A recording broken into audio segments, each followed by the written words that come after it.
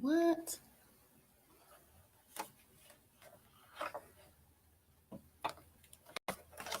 Oh, what's up, everybody? I got 2 platforms going and I'm having some computer issues. But I thank y'all for tuning in. It is your girl, Gayle Campbell, coming to you live. And this time I am streaming on YouTube Live because on my Instagram page, you know, Instagram deletes all of your stuff. Everything, they delete all of your videos within 24 hours. So I'm just going to go on to YouTube. So all of my Instagram watchers, you can find me on YouTube. I see one now, one of my Instagram watchers. What's up, Charles? How y'all doing? So I am on Instagram. I am on YouTube and I am on Facebook Live on tonight. And for those of you that do not know me, I am Gayle Campbell, author of the 24-Hour Rule, Woman's Worth Strategist, speaker, panelist, and motivator. And overall, I want people to know that they are purpose pushers.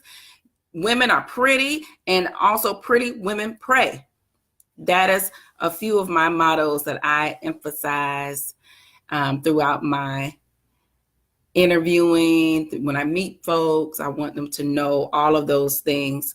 A couple announcements. This Saturday, I am going to be at an event called the Business to Business Networking event. It is going to be at the Best Western in Columbia, South Carolina.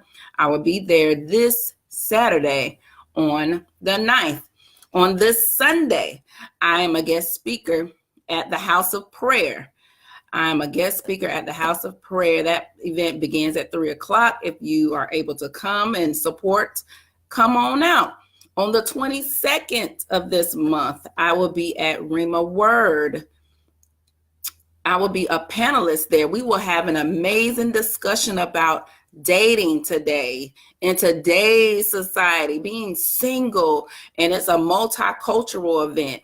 So all of y'all that be talking about what, all right, I know majority of my audience is Black, American, and y'all always want to talk about what Black people do and what Black people deal with. Here is a chance for all of us to realize and see that it ain't just us going through these things. Everybody goes through the same things, all cultures. But you won't know that until you get up out your house and actually meet other people. So those are a few of my announcements of what I got going on. But overall, guys, I want to thank everyone who came out to the book signing once again. I am overwhelmed, and I see that I'm being pushed in another direction to do something on a more consistent basis.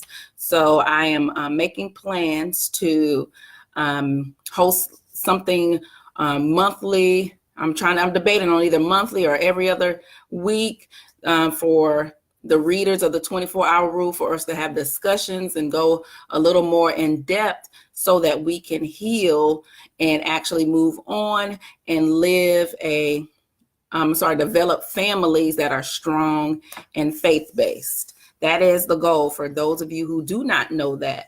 So on tonight, we are talking about that R.Kelly performance. Did y'all see that mess?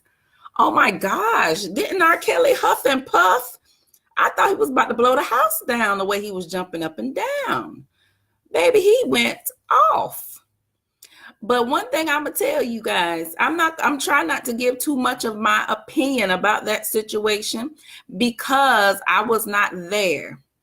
I do not have no inside scoop. All we can go off of is what we are hearing. So I do not want to make any hard opinions, so to speak. But one thing I will say that I think I'm pretty good at recognizing is a liar, honey. And one thing a liar do is when you get back them up into a back wall, baby, they blow up. Man, I don't want to do this no more. I don't want. How many of y'all know that? Y'all know that. Some of us have done it. Some of us have seen it.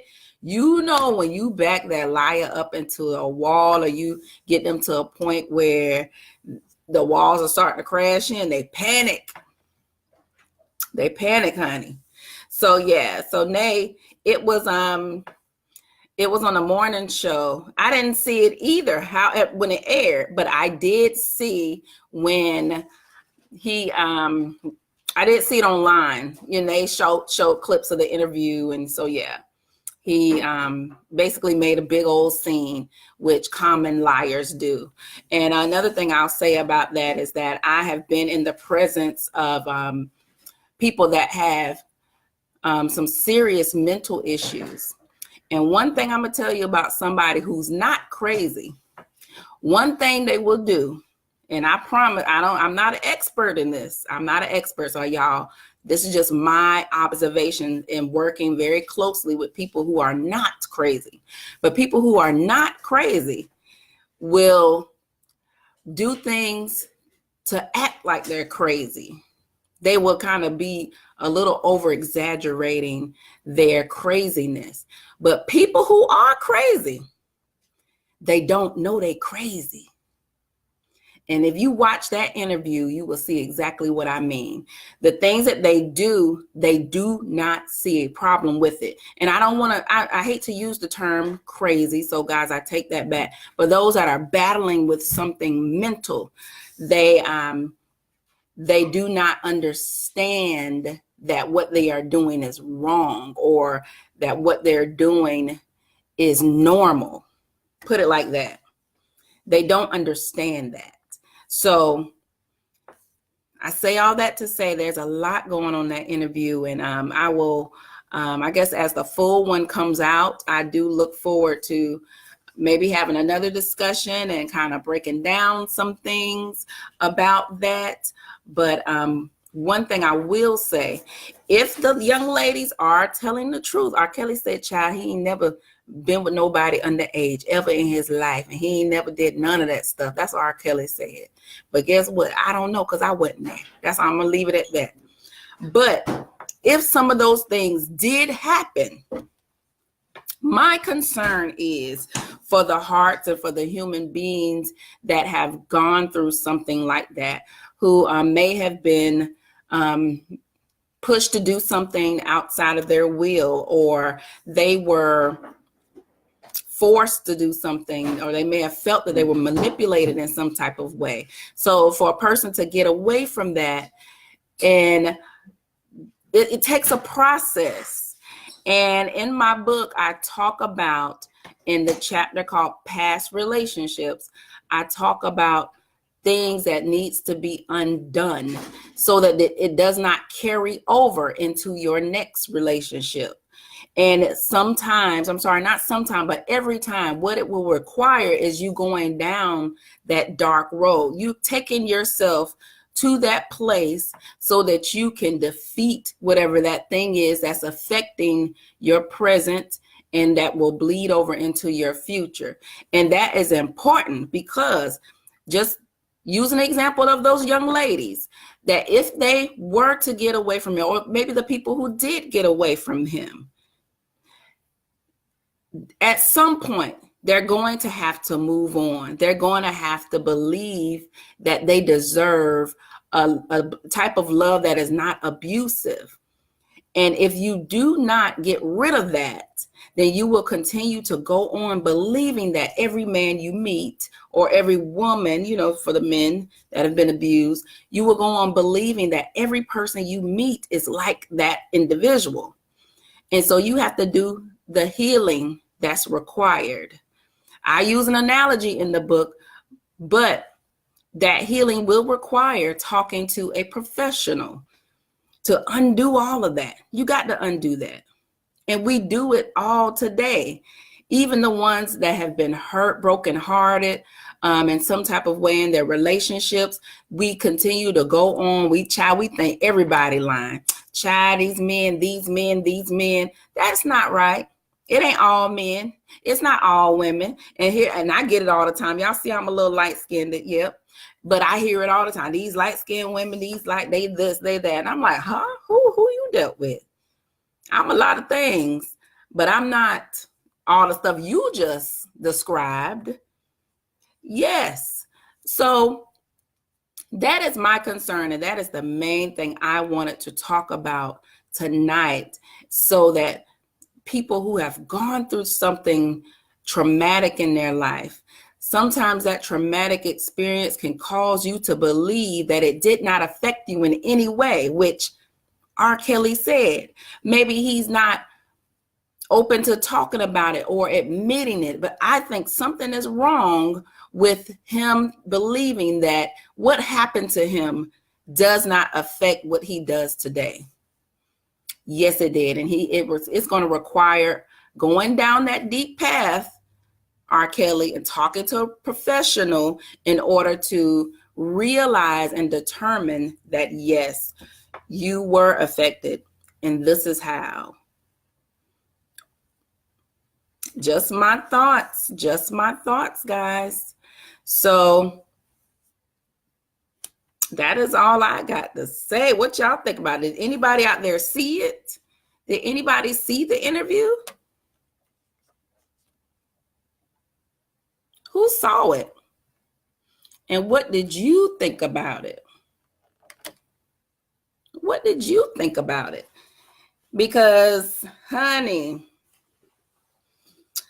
it's just, I mean, it's real.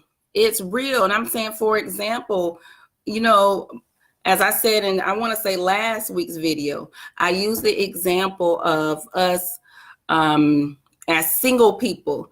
We tend to believe, or sometimes, that the worst thing that can happen is getting cheated on in a relationship. And believe it or not, that is not one of the worst things that could happen. And so we condition ourselves to think, oh, I'm going to avoid ever feeling that feeling again. I'm going to avoid ever feeling like I will, or ever having to deal with being cheated on again. But the way the enemy works, you may not get cheated on, but guess what? Something could severely happen to one of your children. Something could severely happen to your spouse, not necessarily to hurt them, but to injure them severely in order to make your life miserable. There's other things that could happen.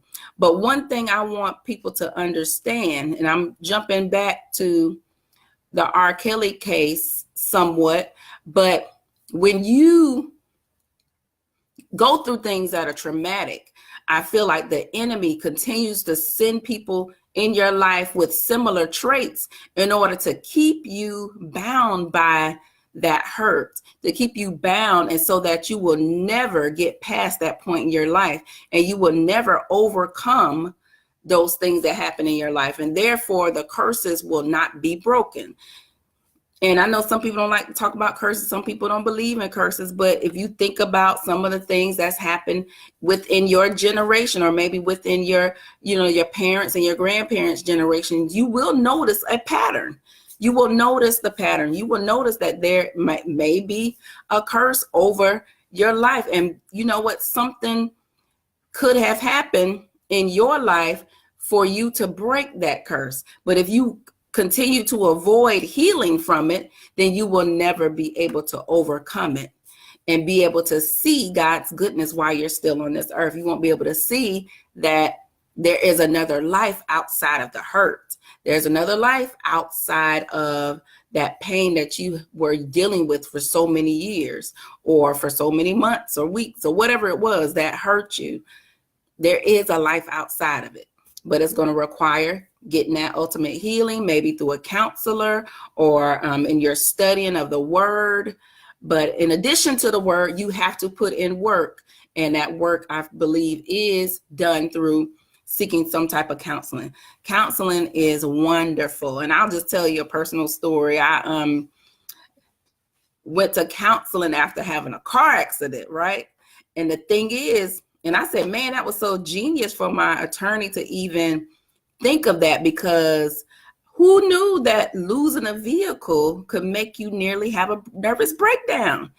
Because I am this strong and independent woman. I mean, it almost tore me apart to have to wait on a ride to take me to school. I was in a school at the time. I had to get my son places, and I was stressed, y'all. But I really believe going to that counselor and telling that person stuff that I know that wasn't going to get back to the people that I talked about.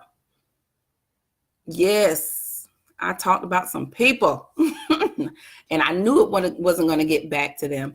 But then that person was able to bring me back to reality and say, all right, you done? Okay, so this is what you're going to do next. Or this is how you look at that situation. And that's what it is. They listen to all your complaining, and then they say, all right, so let me go ahead and bring you back to reality. Let me go ahead and tell you what you're going to do next and how you're really going to handle this situation. You're not going to do any of these crazy things that you just said. You're going to do A, B, C, D, and I will see you in a couple of days. And when I tell you, girl, I'm girls and guys, I left out of there, child, happy, came in there crying, but I left out there smiling. And guess what? All of that weight was lifted. It was lifted. So yes, find you a counselor, somebody you can trust. Go to the other side of town if you got to. But either way, you definitely want to talk to somebody that don't know nobody that you know. That's the point. Because you can't talk to your friends or your family. Because I'm gonna tell you, they're gonna be like, oh no, I ain't gonna tell nobody. And next thing you know, child, is girl, Jeray is struggling. She is struggling. Child, I don't even know why she's still fooling with that man. You know how y'all do. You know how y'all do. But anyway, that is all I wanted to say on tonight. Hopefully this message encouraged somebody. I hope that you all, if you haven't, that you are actually reading my book, The 24-Hour Rule. Give it to anybody that's in a relationship, anybody who is single, who is interested in getting married. This book is for you. Once again, I am Jeray Campbell, author of The 24-Hour Rule, Woman's Worth Strategist, speaker, motivator, and I look forward to helping to build stronger communities through relationships with God as the foundation. Thank you guys. And remember, pretty praise and pushes purpose.